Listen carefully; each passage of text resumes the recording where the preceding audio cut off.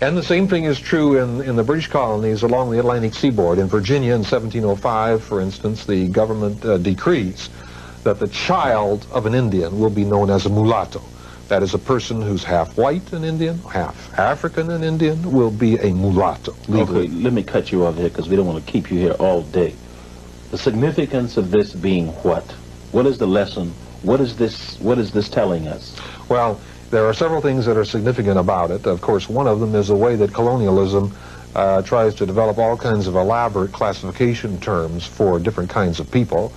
But that's another subject. The most significant thing here is to reveal the much greater amounts of Native American ancestry that are present within the African American population than most people realize, because they might have been misled by the use of terms like mulatto and also people of color.